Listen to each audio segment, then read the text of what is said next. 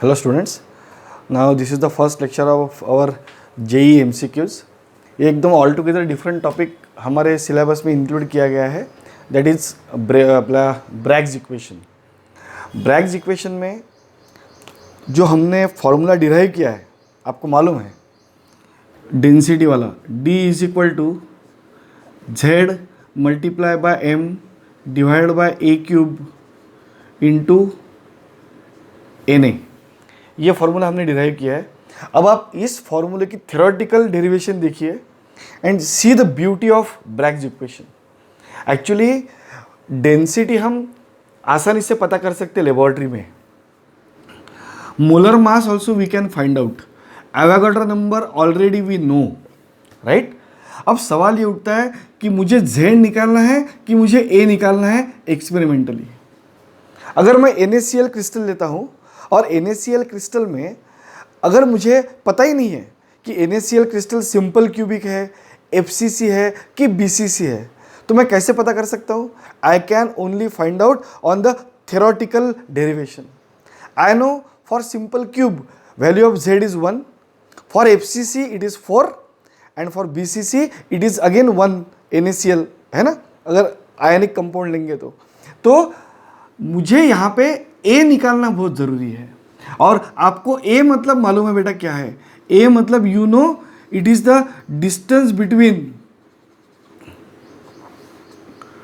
To different constituent particles forming a lattice और unit cell.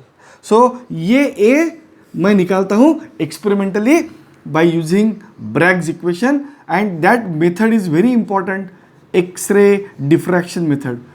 X ray का discovery होने के बाद में माहौल हो गया क्रिस्टलोग्राफी में. व्हाट माहौल हो गया क्रिस्टलोग्राफी में? हमको पता चल गया सभी लैटिस पॉइंट्स और ए भी हमको पता चल गया. अभी हम देखेंगे हाउ वी आर डिटरमाइनिंग ए. आपको इसकी मेथोडोलॉजी समझ में आ गई? एक्सरे डिफ्रैक्शन ब्रैग्स इक्वेशन ये हमको याद चाहिए. We are finding out A. अब आप इमेजिन कीजिए you are having a crystal, you are having a crystal and this particular crystal में दीज आर लैटिस पॉइंट्स. आपको मालूम है लैटिस पॉइंट प्रॉपर डिस्टेंस पे ही फिक्स हो जाएंगे. So this distance we denote by the symbol small d. Mind it well, do not get confused with this d and density d. This d is the distance between two successive planes जहाँ पे lattice points है. अब ये हमारा theoretical imagination है कि हर lattice point occupied होगा, हर lattice point occupied होगा. ये हमारा थियोरेटिकल इमेजिनेशन है. लेकिन आपको मालूम है कोई भी क्रिस्टल 100% परफेक्ट नहीं होता. Some of the lattice points must be missing from here and there, है ना. But we are not considering that, we are considering like this. अब हम देखते हैं कि यहां से मैंने सोर्स से एक्सरे को इंसिडेंट किया. अब एक्सरे को इंसिडेंट किया तो आप देखेंगे one of the ray is falling on this particular lattice point, it is striking and it is rebounding back. ठीक है, x-ray cannot penetrate through solid material. ठीक है, लेकिन ये स्पेसिंग की वजह से जो दूसरा रे है इंसिडेंट का, it can travel into the crystal and can strike another lattice point which is just below it and can be reflected. So ये जो एक्सरे है इसका वेवलेंथ मैं एडजस्ट कर सकता हूं according to my experimental condition. So I can 100% know the value of lambda which is in my hand. And suppose this particular ray is striking at first plane, this ray is striking at second plane, this ray will be striking at third plane. So यहां से जो reflected raise आ रहे हैं इसको मैं read कर सकता हूं. Now when these x-rays are coming, they can come in patterns. This is in the form of wave, you know, it is striking, it is going like this. This is also coming in the form of wave and this is also coming out in the form of wave. So when waves are coming, आपने तो पढ़ा ही है constructive interference और destructive interference. सो constructive interference का pattern read करके मैं ये पता कर सकता हूं कि कौन से प्लेन से यहां पे आ रहा है ना. जितना टाइम लगेगा उसके हिसाब से मैं प्लेन को पता कर सकता हूं. So this path difference we can give as n lambda. It is called as integral multiple of incident wavelength of X-ray path difference. अब आप पूरे डायग्राम को फोकस करते हैं. अभी आप देखेंगे यहाँ पे स्ट्राइक हो रहा है, यहाँ से यहाँ तक स्ट्राइक हो रहा है. अब दिस रे एंड दिस रे यहाँ तक तो बिल्कुल पैरेलल है और ये रे यहाँ से निकल गया, लेकिन ये रे को इधर आने के लिए इतना डिस्टेंस कवर करना पड़ रहा है extra. So this is again path difference for me. So I can write path difference is equal to, I can write KL plus LM. ये दोनों है मेरे पास में KL और M, तो दोनों को मैं रिलेट कर सकता हूँ अभी. n lambda is equal to KL plus LM. Suppose you consider this angle as theta, this is also theta. You know, for KL I can write what in this particular triangle. ये triangle के लिए मैं क्या बोल सकता हूँ, sine theta is equal to yes KL upon LN, KL upon LN. अब LN की वैल्यू आपको मालूम है क्या है, D. So we can write LN is D, so we can write D sin theta. So KL is equal to D sin theta or LM also is equal to what, D sin theta. So my formula becomes n lambda is equal to 2D sin theta. So ये particular जब मेरे पास में equation आ गया है, इससे मैं क्या निकाल सकता हूँ, आई कैन 100% फाइंड आउट D. और मैंने पहले ही बताया अभी 2 मिनट पहले, distance between two successive lattice point is called as A. So for me this D is nothing but what, A. So I can find out the edge length of that particular unit cell by x-ray diffraction method. अब एक बार आपको A मालूम हो गया तो A से आपको Z भी मालूम हो जाएगा. Once you know the Z, you are able to find out the radii of different atoms.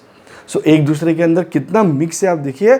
So x ray diffraction method बहुत माहौल हो गई, समझ में आ गया. सो ये अपने को याद रखना है. अब 100 बात की एक बात कह रखते हैं स्टूडेंट्स कि ये फॉर्मूले को याद रखते हैं और इसको एक्सप्लोर करते हैं. ये तो मेथोडोलॉजी मालूम चाहिए. अगर एडवांस के पॉइंट ऑफ व्यू से अगर आपको कोई क्वेश्चन आता है तो ये अगर मेथोडोलॉजी आपको मालूम है तो आप 100% सॉल्व कर सकते हैं. समझ में आ गया आपको.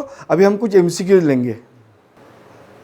तो स्टूडेंट्स ये क्वेश्चन आपको आपके जो PDF फॉर्मेट है उसमें दे के रखा हुआ है, इसको अपन डिस्कस करते हैं. लेकिन ये ब्रैग्स इक्वेशन है, n lambda is equal to 2D sine theta.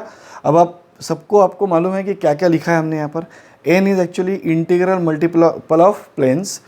तो यहाँ पे n को हर इक्वेशन में, हर क्वेश्चन में आपको ऑर्डर करके दिया रहेगा. देखो यहाँ पे लिखा है सेकंड ऑर्डर, है ना. तो second order, third order, first order ऐसा दिया रहेगा. सो n मुझे हमारे लिए भी ऑर्डर है. Lambda and D both of them they are having same unit.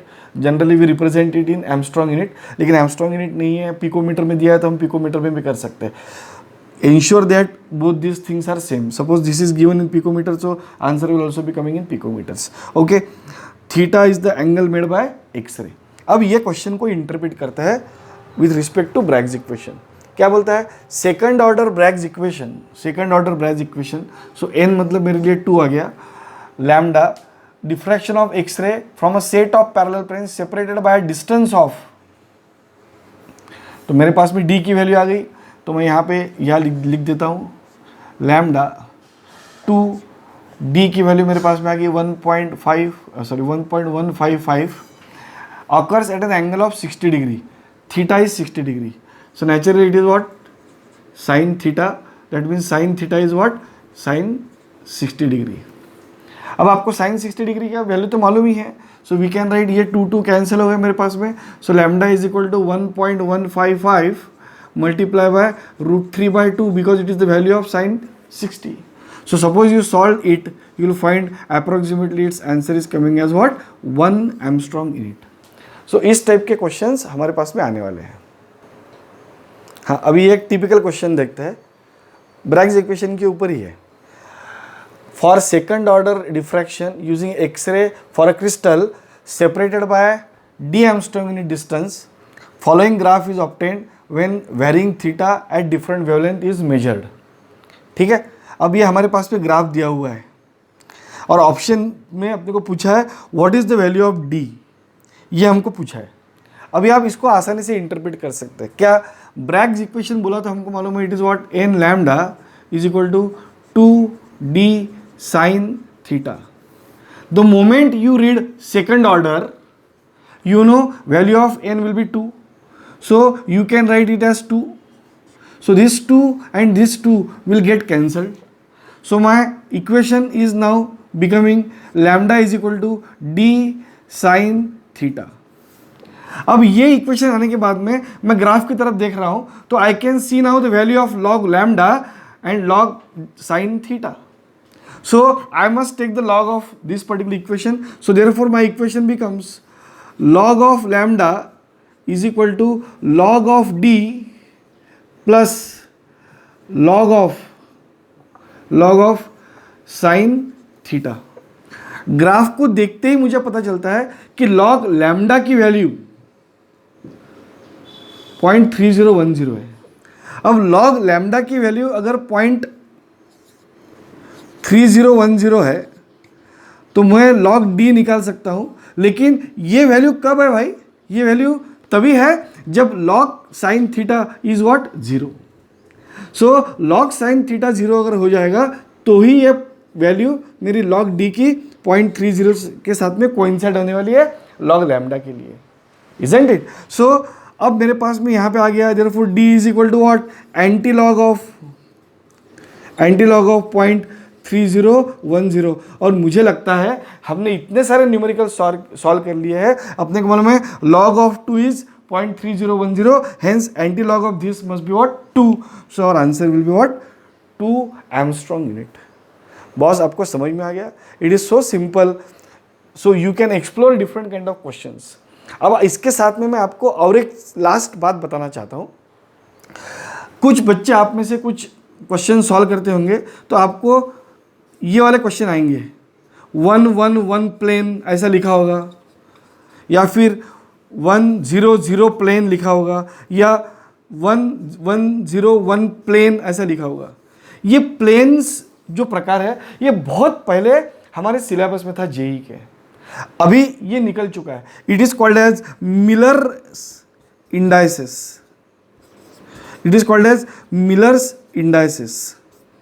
कोई भी क्रिस्टल में, कोई भी यूनिट सेल में एक आधी पर्टिकुलर फ्रेम है, that frame we can give by different planes, X Y Z planes, that is 111 100।